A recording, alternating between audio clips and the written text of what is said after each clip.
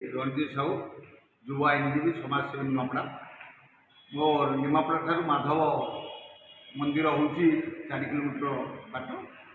ମୁଁ 2019ରୁ ଏ ପ୍ରଥମାଷ୍ଟମୀ ଯେଉଁ ଭାରତ ସହିତ ସମ୍ପୃକ୍ତ ଅଛି, ଶ୍ରୀକ୍ଷେତ୍ରକୁ ପ୍ରାଚୀ କ୍ଷେତ୍ରରୁ ଶ୍ରୀକ୍ଷେତ୍ରରୁ ମାଧବାନନ୍ଦରୁ ଭାର ପ୍ରତିବର୍ଷ ଯାଉଅଛି ଏବଂ ଏ ମାଧବାନନ୍ଦ ହେଉଛନ୍ତି ଜଗନ୍ନାଥଙ୍କ ମାମୁଁ ଘର। ଆମର ପ୍ରଚେଷ୍ଟାରେ ଆଜି ଏଇ 7 ବର୍ଷ ହେଲା ଏଟା ଚାଲିଛି।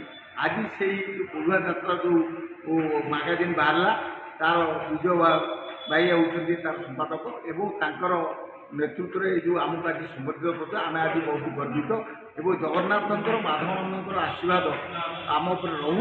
ଏଇ ଯେଉଁ ପ୍ରଥମାଷ୍ଟମୀର ଯେଉଁ ଭାର ଯାଉଛି ତାକୁ ସରକାରୀ ସ୍ୱୀକୃତି ଦିଆଯାଇକି ଯେମିତି ସବୁଦିନ ପାଇଁ ଏଇଟା ଚାଲୁ ରହୁ, ଆମେ ଆମ କମିଟି ତରଫରୁ ଏହାର ପ୍ରୟାସ ଜାରି କରିଛୁ ଏବଂ ଆଗାମୀ ଦିନରେ ବହୁ ସଂଖ୍ୟାର ଲୋକ ଏହି ପ୍ରଥମାଷ୍ଟମୀ ଯାତ୍ରାରେ ସହଯୋଗ କରିବେ ଏବଂ ଜଗନ୍ନାଥଙ୍କ ମାଧବାନନ୍ଦଙ୍କ ସହିତ ଏଇ ଯେଉଁ ସଂସ୍କୃତି ଯୋଡ଼ି ହେବାର ପ୍ରୟାସ ଆମେ ଜାରି ରଖିବୁ ବୋଲି ନିଷ୍ପତ୍ତି ନେଇଛୁ। ଧନ୍ୟବାଦ। ଆମ ଜଗନ୍ନାଥ ମହାପ୍ରଭୁଙ୍କର ଯେଉଁ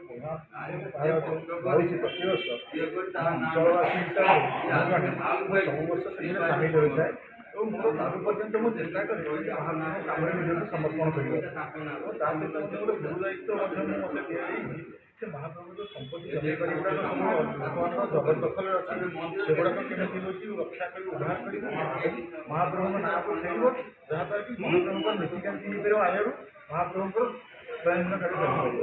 ସେଥିପାଇଁ ମଧ୍ୟ ହାଇକୋର୍ଟରେ ହାଇକୋର୍ଟରେ ମଧ୍ୟ ମକଦ୍ଦମା ଚାଲିଛି ଏବଂ ମୁଁ ତାକୁ ବୁଝାବୁଝି କରୁଛି ଏବଂ ଆଜି ଏଇ ଯେଉଁ ସମ୍ବର୍ଦ୍ଧନା ଆମର ହେଉଛି କରାଯାଇଛି, ସେଥିରେ ମୁଁ ନିଜକୁ ଗୌରବାନ୍ୱିତ ମନେ କରୁଛି।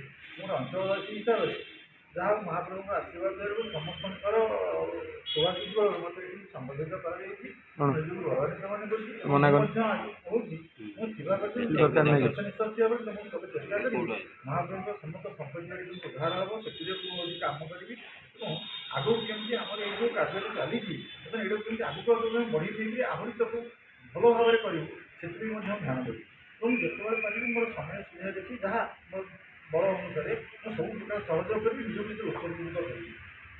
ମହାପ୍ରଭୁଙ୍କ ସମ୍ପତ୍ତି କଥା